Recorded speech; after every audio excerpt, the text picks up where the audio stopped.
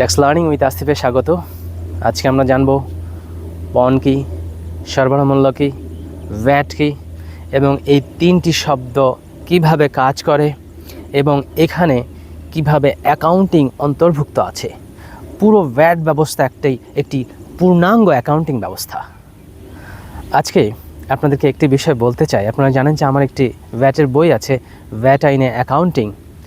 কেন এই নামকরণ করেছি সেটিও আজকে আপনাদেরকে স্পষ্ট করে বলবো এবং বিষয়টি স্পষ্ট হবে। পুরো ভ্যাট ব্যবস্থা একটি অ্যাকাউন্টিং ব্যবস্থা। আমরা এর আগের ভিডিওতে বলেছিলাম মূসক আরোপযোগ্য মূল্য শব্দটি নেই, শুধু একটি জায়গায় আছে যে আমদানির ক্ষেত্রে মূসক আরোপযোগ্য ভিত্তিমূল্য। এছাড়া সব জায়গায় বলা আছে সরবরাহ মূল্য, সরবরাহ মূল্য, সরবরাহ মূল্য। সো আমরা আজকে দেখব কিভাবে একটি পণ্যের মোট মূল্য থেকে সরবরাহ মূল্য বের করতে হয়। এবং এখানে একটা বিষয় আপনাদেরকে বলে রাখি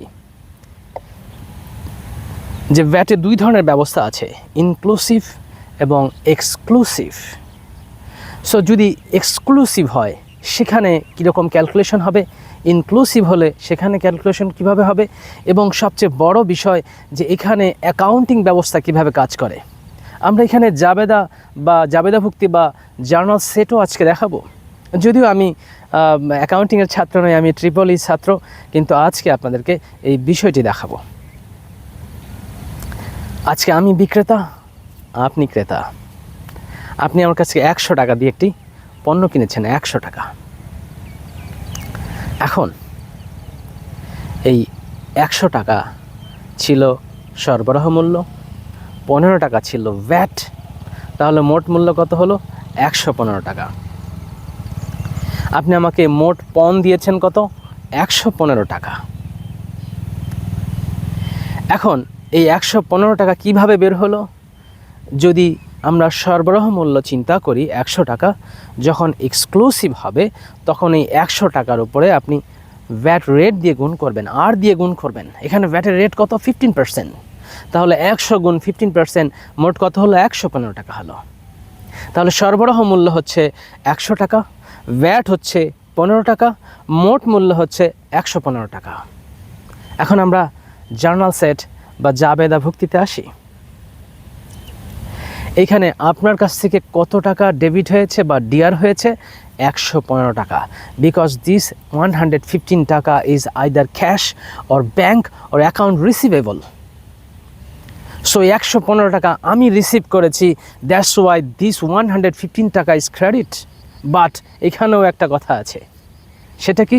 এই 115 টাকার মধ্যে 100 টাকা হচ্ছে আমার সেলস রেভিনিউ, আর 15 টাকা হচ্ছে আমার দায় বা লায়াবিলিটি। কারণ এই 15 টাকা আমাকে সরকারের কোষাগারে জমা প্রদান করতে হবে। This is not my revenue. তাহলে এখানে ডেবিট ক্রেডিট মিলে গেল।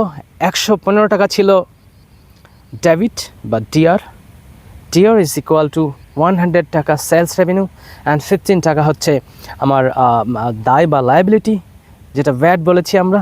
সো 115 টাকা ইজ ইকুয়াল টু 115 টাকা। So debit is equal to credit. Second example, when it is inclusive. যখন এটা ইনক্লুসিভ পদ্ধতি তখন কি হবে? এবারও আপনি ক্রেতা, আমি বিক্রেতা। আপনি আমার কাছ থেকে 100 টাকা মোট মূল্য দিয়ে একটি পণ্য কিনেছেন, 100 টাকা মোট মূল্য। সো 100 টাকা হচ্ছে পণ। 100 টাকার মধ্যে ভ্যাট কিভাবে বের করব? এখন সূত্রটা একটু ভিন্ন। এখন সূত্রটা হচ্ছে VAT is equal to 100 into R by 100 plus R. আরটা কি? VAT rate. তাহলে ভ্যাট রেট কত? 15। তাহলে 15 বাই 100 প্লাস 15, 115। এবার তাহলে কি হয়? 100 গুণ 15 ভাগ 115। তাহলে ভ্যাট সমান কত বের হবে? 13 টাকা 04 পয়সা। এই 13 টাকা 4 পয়সা যদি ভ্যাট হয়, তাহলে 100 টাকা থেকে ভ্যাটটা বিয়োগ করি, তাহলে কত টাকা হয়? 86 টাকা 96 পয়সা। এই 86 টাকা 96 পয়সা হচ্ছে সরবরাহ মূল্য বা সাপ্লাই ভ্যালু। তাহলে এখানে সাপ্লাই ভ্যালু কত? 86 টাকা 96 পয়সা। ভ্যাট কত? 13 টাকা 4 পয়সা। মোট মূল্য কত? 100 টাকা। সো আপনি আমাকে কত দিয়েছেন? কারণ এখন আবারও আমরা জার্নাল সেট বা জাবেদা ভুক্তি নিয়ে চলে আসি। আপনি আমাকে দিয়েছেন 100 টাকা। This is debit, DR is equal to credit কত 100 হতেই হবে, কিন্তু এখানেও দুটো থ্রেশহোল্ড বা দুটো ভাগ আছে। আমার সেলস রেভিনিউ কিন্তু 100 টাকা না, মাই সেলস রেভিনিউ ইজ অনলি 86 টাকা 96 পয়সা, এবং বাকি 13 টাকা 4 পয়সা হচ্ছে গভর্নমেন্টের VAT. This is my liability. তাহলে 100 টাকা ছিল ডেবিট, সেখানে 86 টাকা 96 পয়সা ছিল আমার ওই যে অ্যাকাউন্ট রিসিভেবল বা ক্যাশ বা ব্যাংক, যেটা হচ্ছে আমরা দুই ভাগে ভাগ করেছি, যে 86 টাকা 96 পয়সা হচ্ছে আমার আমার আমার সেলস রেভিনিউ, এবং 13 টাকা 04 পয়সা হচ্ছে আমার লায়াবিলিটি। সো ডেবিট ক্রেডিট মিলে গেল, অ্যাকাউন্টিংও হয়ে গেল। Happy learning.